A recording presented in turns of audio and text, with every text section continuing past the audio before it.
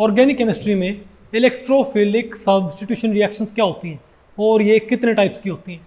नमस्ते, मेरा नाम दीप दलाल है और इस लेक्चर में हम इन्हीं प्रश्नों के उत्तर खोजने की कोशिश करेंगे।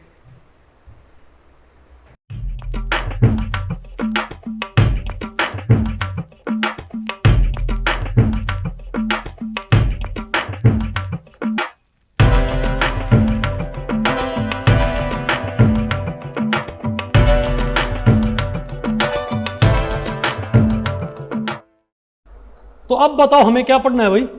Definition and types of electrophilic substitution reactions. तो भाई इस टॉपिक को हमने टोटल 2 सेक्शंस में डिवाइड किया हुआ है। पहले हम क्या पढ़ेंगे, definition of electrophilic substitution reaction, फिर हम क्या पढ़ेंगे, टाइप्स। भाई आप ये बताओ, एक हमारे पास क्या थी, न्यूक्लियोफिलिक सब्स्टिट्यूशन रिएक्शंस। उनमें क्या करता, एक स्ट्रॉन्गर न्यूक्लियोफाइल एक वीकर न्यूक्लियोफाइल को उसको एक स्ट्रॉन्गर न्यूक्लियोफाइल एक वीकर न्यूक्लियोफाइल को सबस्ट्रेट से रिप्लेस कर दिया करता ना। तो क्या करती, न्यूक्लियोफिलिक सब्स्टिट्यूशन रिएक्शंस। तो सिमिलरली अगर किसी सबस्ट्रेट से भाई कोई स्ट्रॉन्गर इलेक्ट्रोफाइल किसी वीकर इलेक्ट्रोफाइल को भाई मतलब एक इलेक्ट्रोफाइल दूसरे इलेक्ट्रोफाइल को क्या कर दे, रिप्लेस कर दे, तो उसको हम क्या बोलते हैं, इलेक्ट्रोफिलिक सब्स्टिट्यूशन रिएक्शन। बात आपको पहले पड़ेगी। और ये भाई पोलर होती है, क्या होती है, पोलर मैकेनिज्म होता है। बात आपको पहले पड़ी। मतलब हमारे पास क्या कोई ई, हमारे पास क्या कोई भाई ई पॉजिटिव, ये हमारे पास क्या है, इनकमिंग इलेक्ट्रोफाइल। तो क्या हो जाएगा, ये एल तो यहां से निकल जाएगा, बोलो भाई, और यहां कौन आ जाएगा, ई, और प्लस में क्या हो गया, एल पॉजिटिव निकल। इसको क्या बोलते हैं, इलेक्ट्रोफिलिक सब्स्टिट्यूशन रिएक्शन। ठीक है, अब हम बात करते हैं ये कितने टाइप्स की होती है। भाई मैं आपको बताऊं, ये होती मेनली आपकी 2 टाइप्स की। एक तो कौन सी होती है, एक तो होती है एलिफैटिक इलेक्ट्रोफिलिक सब्स्टिट्यूशन, और एक क्या होता है, एरोमेटिक इलेक्ट्रोफिलिक सब्स्टिट्यूशन। जैसे यहां पर जो मैंने लिखा हुआ, ये बताओ क्या है, ये किस टाइप का है, ये क्या है, एलिफैटिक। अगर आपके पास भाई जिस कार्बन के ऊपर क्या लग रहा है सब्स्टिट्यूशन, वो बताओ कैसा है, एलिफैटिक कार्बन। तुम क्या बोलेंगे इसको, एलिफैटिक इलेक्ट्रोफिलिक सब्स्टिट्यूशन। ठीक है, और भाई आप आगे पढ़ोगे, इसके कई मैकेनिज्म होते हैं। आप आगे पढ़ोगे भाई, एक होता है SE1 मैकेनिज्म, एक होता है SE2 मैकेनिज्म, एक होता है SEI मैकेनिज्म। समझ गए बात, isn't it? ठीक है, और बताओ भाई, और भाई उनमें आपको पता होना चाहिए, उनमें भाई डबल बॉन्ड माइग्रेट भी कर सकता, आप आगे पढ़ोगे। ठीक है, और एक हमारे पास क्या होती है बताओ भाई, एरोमेटिक इलेक्ट्रोफिलिक सब्स्टिट्यूशन। अब इनमें ज्यादा आपको पता है, मतलब भाई ज्यादा कॉमन कौन सी होती है, एलिफैटिक या एरोमेटिक, बताओ।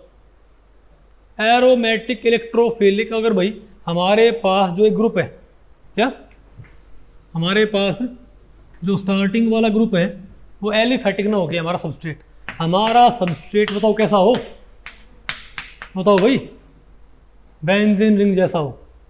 अरे बोलो भैया, ये हमारे पास क्या कोई एरोमेटिक कंपाउंड, बात आपको पहले पड़ी। अब इसके ऊपर अगर क्या आ जाए, कोई इसके ऊपर कॉन्टैक्ट कर दे, कोई इनकमिंग कोई भाई इलेक्ट्रोफाइल इसके ऊपर अटैक कर दे, ओके, और ये एल तो यहां से निकल जाए और हमें बताओ क्या मिल जाए, बेंजीन। ये अरे भाई रिंग बना दिया, यहां बताओ क्या आ जाए हमारे पास, ई, और यहां से कौन निकल जाए, एल पॉजिटिव। तो इसको हम क्या बोलेंगे, एरोमेटिक इलेक्ट्रोफिलिक सब्स्टिट्यूशन। हम भाई इस चैप्टर का ओवरव्यू ले रहे हैं कि हमने आगे इसमें क्या क्या पढ़ना है। ओके, तो इसमें आगे आएगा भाई एक अरेनियम आयन मैकेनिज्म। क्या है भाई, तो जैसे एलिफैटिक इलेक्ट्रोफिलिक सब्स्टिट्यूशन कैसे कैसे होया करता, बोलो भाई। SE1 हमने आपको बताया था ना, SE1 SE2 SEI, ये कैसे होता भाई, इसका एक मैकेनिज्म, उसको हम क्या बोलते हैं, एरेनियम आयन मैकेनिज्म। क्या बोलते हैं इसको, मैकेनिज्म, isn't it? ठीक है, बता क्या आपको कि भाई इलेक्ट्रोफिलिक और में ज्यादा कॉमन कौन सी होती है, ज्यादा कॉमन कौन सी होती हैं और कमर्शियली भी इंपॉर्टेंट कौन सी होती है? कौन सा मैकेनिज्म भाई कमर्शियली ज्यादा इंपॉर्टेंट होता है बताओ? Aromatic electrophilic substitution. ऐसी रिएक्शंस भी क्या हैं ज़्यादा। और भाई जैसे आप आगे पढ़ोगे ना, अरे न्यूक्लियोफिलिक एडिशन, क्या न्यूक्लियोफिलिक एडिशन, आप अरे भाई आगे और चैप्टर आएंगे। तो जो न्यूक्लियोफिलिक एडिशन होता है वो हमको पता है, कार्बन कार्बन डबल बॉन्ड भी उतना कॉमन नहीं है जितना कार्बन हेटेरोएटम मल्टीपल बॉन्ड पे है, पता होगा ना आपको भाई। तो सिमिलरली अच्छा बताओ, हमारे पास जब आपने न्यूक्लियोफिलिक सब्स्टिट्यूशन रिएक्शन पढ़ी थी तो वो ज़्यादा कौन सी कॉमन थी? एलिफैटिक न्यूक्लियोफिलिक सब्स्टिट्यूशन भाई। एरोमेटिक न्यूक्लियोफिलिक बहुत कम रिएक्शन थी, उनका कम डोमेन होता भाई, इजंट इट। तो सिमिलरली जैसे न्यूक्लियोफिलिक सब्स्टिट्यूशन क्या होता है, एलिफैटिक वाली क्या होती है ज़्यादा कॉमन, एरोमेटिक वाली कम होती है ना। तो सिमिलरली एरोमेटिक इलेक्ट्रोफिलिक वाली क्या होती है ज़्यादा, और यहाँ पर एलिफैटिक वाली क्या होती है, कम होती है। आगे आपको